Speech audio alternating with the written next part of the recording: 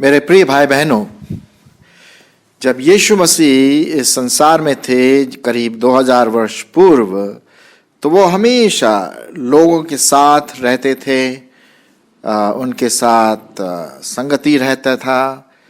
जहाँ वे चाहते थे वहाँ वो जाते थे, पहाड़ में, मैदान में, नदी में, सभाओं में वो उपदेश दिया करते थे।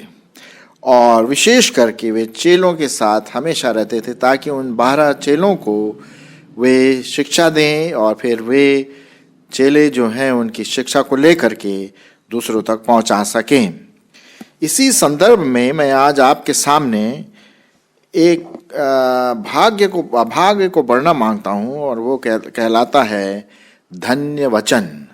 धन्य वचन ऐसा कहा जाता है, मुझे नहीं पता कितना ये सही है, लेकिन ऐसा कहा जाता है कि एक बार गांधी जी से, हमारे बापू महात्मा गांधी जी से पूछा गया कि आपके विचार में कौन सी ऐसी किताब है जो आपको बहुत आकर्षित करती है, जिसके वचन आपको बहुत प्रिय लगते हैं।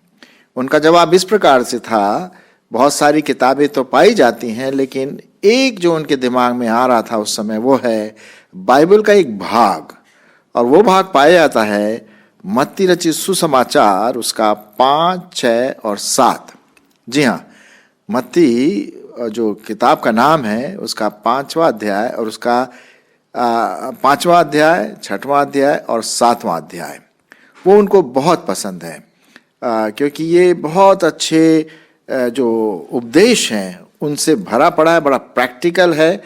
और उसका एक भाग मैं आपके सामने पढ़ूंगा धन्य वचन के बारे में। और जब वो भीड़ को देख करके पहाड़ पर चढ़ गया तब उसने ये बातें कहीं, और उसी के ऊपर थोड़ा इधर उधर मैं आपके लिए टिप्पणी करूंगा। लेकिन परमेश्वर का वचन बिल्कुल सटीक, सत्य और हमारे लिए बड़ा उत्साहित करने वाला है, आपके लिए बड़ा उत्साहित करने वाला ये वचन पाया जाता है। सो आइए, मैं पहले तो इसको पढ़ लूँगा, फिर उसके बाद थोड़ी बातें इस वचन के ऊपर बोलूँगा। मत्ती रचित सुसमाचार, उसका 5वां अध्याय और उसका 1 से लेकर के मैं पढ़ूँगा। ध्यान से सुनिए, ये धन्य वचन है। धन्य वचन हम इसलिए कहते हैं क्योंकि इसमें ज़्यादातर प्रभु यीशु मसीह ने इस्तेमाल किया है वर्ड या शब्द धन्य। आइए हम सुनते हैं। वह इस भीड़ को देखकर पहाड़ पर चढ़ गया, और जब बैठ गया तो उसके चेले उसके पास आए, और वह मुंह खोलकर उन्हें यह उपदेश देने लगा, धन्य है वे जो मन के दीन हैं, क्योंकि स्वर्ग का राज्य उन्हीं का है। धन्य है वे जो शोक करते हैं, क्योंकि वे शांति पाएंगे।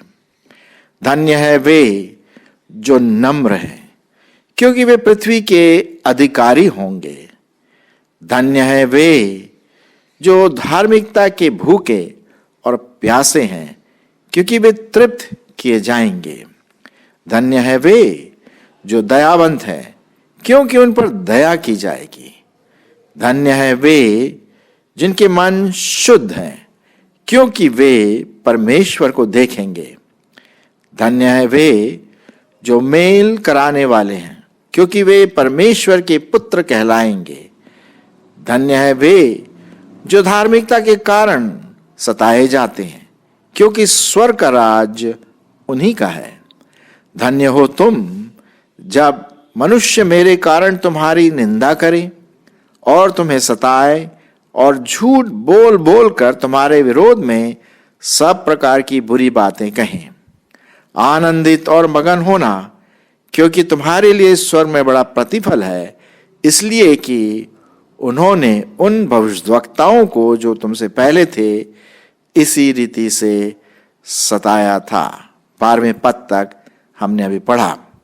आशा है कि ये वचन सुन करके आपके दिल में एक अच्छी खुशी का अनुभव, एक अच्छा फीलिंग अनुभव आपके जीवन में आया। थोड़ा सा हम देखेंगे। आइए, पहला पद में लिखा है, वह इस भीड़ को देखकर पहाड़ पर चढ़ गया, और जब बैठ गया तो उसके चेले उसके पास आए।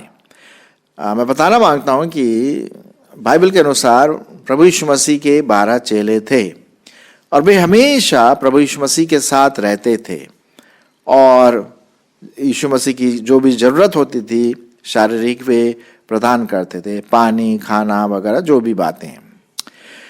अब वो अपने चेलों के साथ समय बिता रहे थे उस पहाड़ पे बैठ के। इसको हम एक दूसरे नाम से भी जानते हैं और इसका नाम है पहाड़ी उपदेश, क्योंकि ये पहाड़ी में बैठ करके प्रभु यीशु मसीह ने वो बातें बोली। आइए सुनते हैं क्या कहा उन्होंने। और वह अपना मुंह खोलकर उन्हें यह उपदेश देने लगा। एक शब्द बार बार आता है, धन्य। आपने सुना होगा ये शब्द, धन्य। धन्य है वे, धन्य है वे, धन्य है वे। तो धन्य का मतलब इस प्रकार से है बीइंग हैप्पी। बड़े खुश लोग हैं वो, अच्छे लोग हैं वो, खुशी से भरे हुए वे लोग हैं जो जो बातें उनके लिए कही गई है। तो आइए पहला देखते हैं, धन्य है वे जो मन के दीन है, क्योंकि स्वर्ग का राज्य उन्हीं का है। मैं आपको बताना मांगता हूं मेरे प्रियो कि जो बातें उन्होंने चेलों से कही वही बात आज आप पर और मुझ पर भी लागू होता है।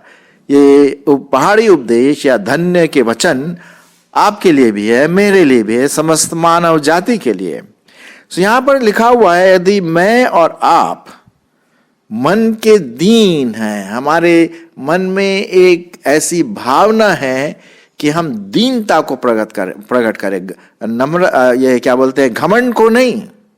कभी कभी हम अपने बोल चाल में घमंड आ जाता है किसी प्रकार का, यार मैं ये हूं, मैं वो हूं, मेरे बिना तो ये बात हो ही नहीं सकता।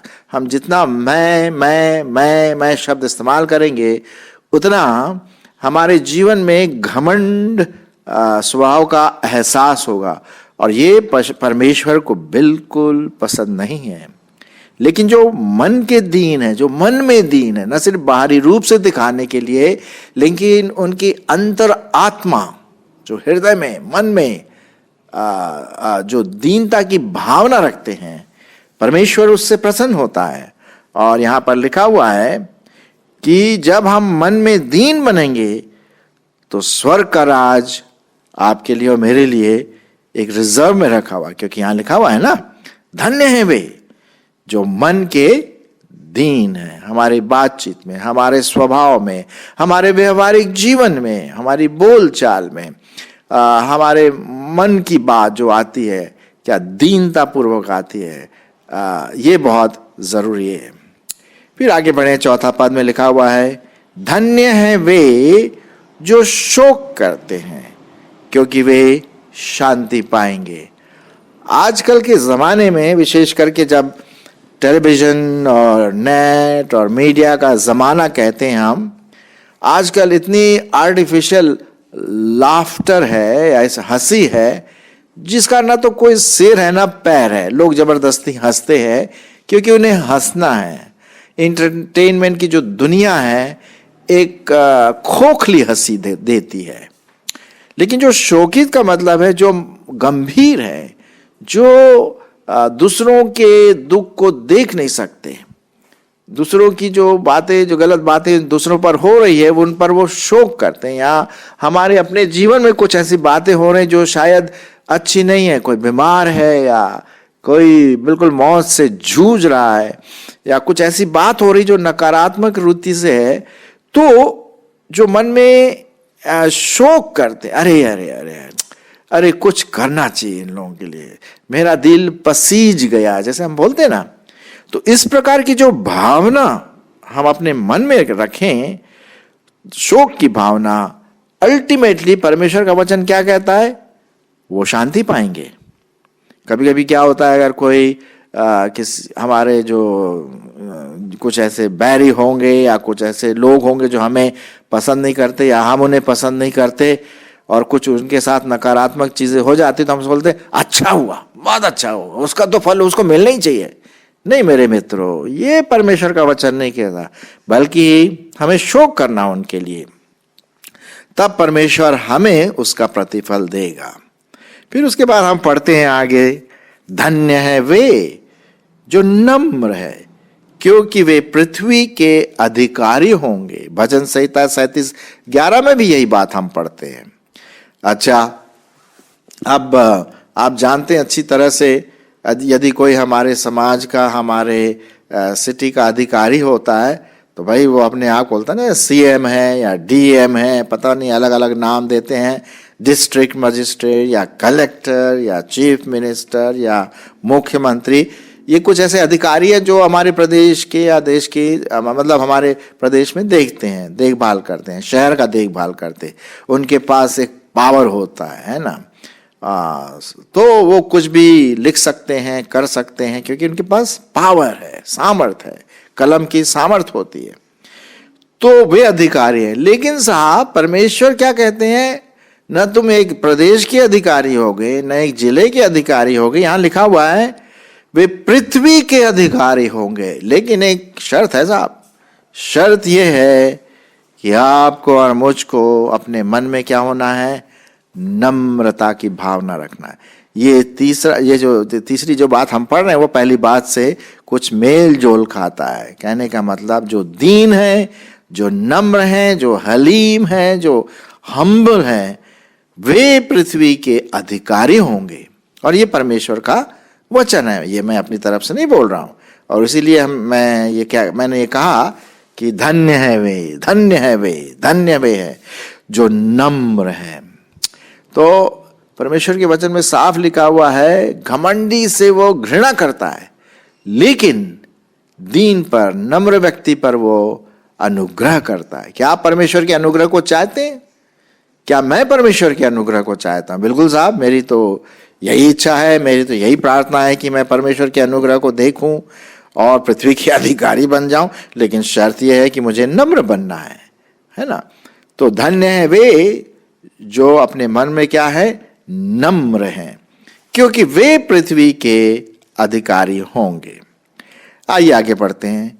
धन्य है वे जो धार्मिकता के भूखे और प्यासे हैं, क्योंकि वे तृप्त किए जाएंगे। अब यहां पर जो शब्द आया धार्मिकता, ये शायद उतना सटीक शब्द नहीं है, उतना एक्यूरेट या करेक्ट शब्द नहीं है। अगर मैं इसको थोड़ा सा बदल दूं, जो मूल भाषा में अगर मैं बात करूं, धन्य है वे जो भले कामों के लिए भूखे और प्यासे हैं। धार्मिकता का मतलब बहुत कुछ आ सकता है, लेकिन जो ओरिजिनल राइचियसनेस, एक ऐसा जीवन जिसमें भले काम है, पवित्र आत्मा के कार्य है, वे उसके भूखे और प्यासे हैं। कहने का मतलब मैं ये करना मांगता हूँ प्रभु के लिए, मैं उसकी सहायता करना मांगता हूँ मैं, और या जो भी हो वो दूसरों के लिए करे, प्रभु के लिए करे। तो जो वो भूखे हैं, इसके जो उसके प्यासे हैं, क्या लिखा हुआ है, वे तृप्त किए जाएंगे।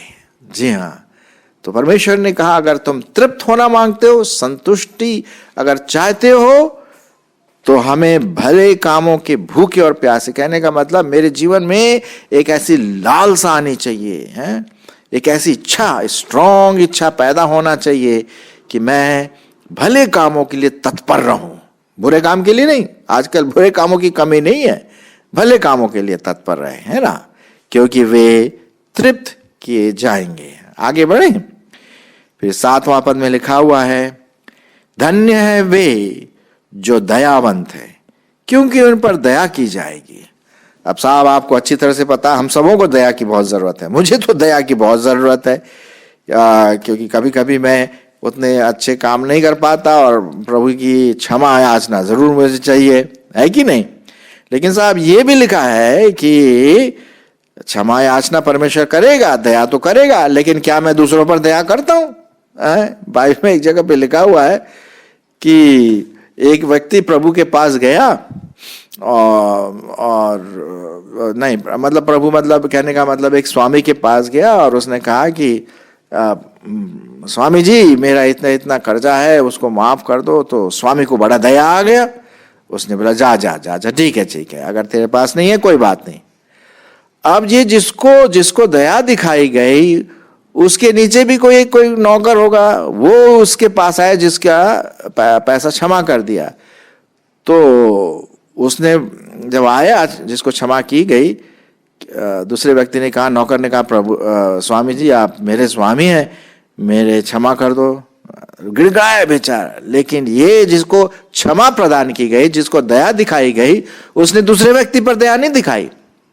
बोला नहीं नहीं नहीं नहीं नहीं नहीं, तुमको तो पूरा वो करना है, पूरा पैसा लौटाना है। तब जिस स्वामी ने पहले दया दिखाया इस दूसरे व्यक्ति को, उसने बोला तेरे को दया दिखाना नहीं आता, जैसे मैंने तेरे पाप क्षमा किए, तेरे पैसे कम किए, क्या ये नहीं था कि तू दूसरे के भी दया दिखाता? नहीं, अब मैं तुझे दया नहीं दिखाऊंगा।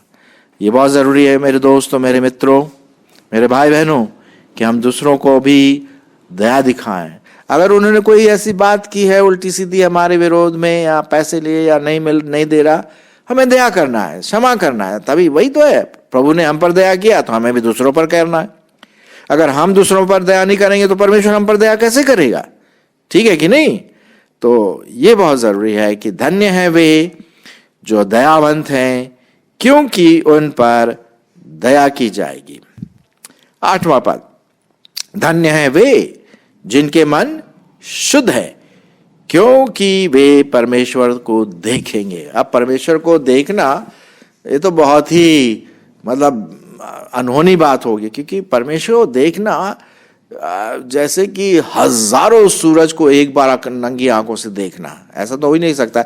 अगर आपने कभी देखा होगा सूरज को अपनी आंखों से, आंख की पुतली जो है ना जल जाएगी। हाँ, ये तो है, क्योंकि परमेश्वर इतना महान है, ज्योतिमय है, उसको हम मनुष्य, पापी मनुष्य क्या देखने लायक होंगे। लेकिन यहां पर देखने का मतलब, जहां तक मैं सोचता हूं, परमेश्वर की उपस्थिति, उसके शांति, उसका अनुग्रह बहुत आयत रूप से हम पर हो। धन्य है वे जिनके मन क्या है? शुद्ध हैं, पवित्र हैं, दाग नहीं, धब्बा नहीं। आजकल मन बड़े अपवित्र हो रहे हैं। वो नाव का केस देखिए, शुद्ध मन के नहीं थे, व्यभिचार का मन था। हैदराबाद का केस देखिए, व्यभिचार का मन था। आतंकवादी का मन देखिए, चोर चपाटा मार डालने का मन था। ये शुद्ध मन नहीं है, ये पापी मन है। लेकिन परमेश्वर का वचन कहता है कि यदि मेरा मन, आपका मन शुद्ध है, तो एक प्रॉमिस है, एक प्रतिज्ञा है कि हम परमेश्वर को देखेंगे, उसकी उपस्थिति, उसके अनुग्रह को हम अपने जीवन में पाएंगे। यही तो है, ये प्रॉमिसेस हैं, ये प्रतिज्ञाएं हैं जो परमेश्वर ने कहा। लेकिन हर एक प्रतिज्ञाओं के साथ एक शर्त है जो जुड़ी हुई है। आगे देखते हैं। 9वां पद, धन्य है वे जो मेल करवाने वाले हैं, क्योंकि वे परमेश्वर के पुत्र कहलाएंगे। अरे साहब, क्या आशीष है। मेल करवाने का मतलब है, अगर दो लोगों के बीच में झगड़ा होता है, पति पत्नी, माँ बाप और बच्चों के बीच में, या दोस्तों के बीच में, आपका मेरा कर्तव्य बनता है कि भाई मेल करवाएं। हम जो विश्वासी हैं, हमें मेल करवाना। ये नहीं कि और आग में घी का काम कर दें, हाँ लड़ो लड़ो, नहीं नहीं नहीं नहीं नहीं, ये तो शैतान का काम है। हम विश्वासियों का काम है कि दो लोग जो आपस में लड़ रहे हैं, या वैमनस्यता है, या एक दूसरे को नहीं चाहते हैं, दोनों के बीच में सुलह करवाएं, मेल करवाएं। क्योंकि हमारा भी मेल तो प्रभु परमेश्वर के साथ हुआ ना। प्रभु यीशु मसीह कौन था? हमारा मेल करवाया। हम लोग पापी थे, परमेश्वर पवित्र है, लेकिन प्रभु यीशु मसीह के लहू से जब हम धुल जाते हैं तो हमारा मेल मिलाप हो जाता है प्रभु परमेश्वर के साथ।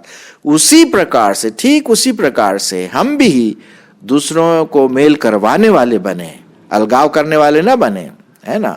पति को पत्नी से मिलाना, भाई को बहन से मिलाना, दोस्त को दोस्त से मिलाना, चर्च में अगर दो लोग आपस में थोड़ा रूठे हुए हैं उनको मिलाना, बातचीत करने के द्वारा, काउंसलिंग करने के द्वारा, है ना। जब हम ऐसा करेंगे तो क्या लिखा हुआ है? वे जो मेल करवाते हैं वे परमेश्वर के पुत्र कहलाएंगे। कितनी इंटीमेट रिलेशनशिप, बहुत घनिष्ठ संबंध हम परमेश्वर के साथ देखते हैं।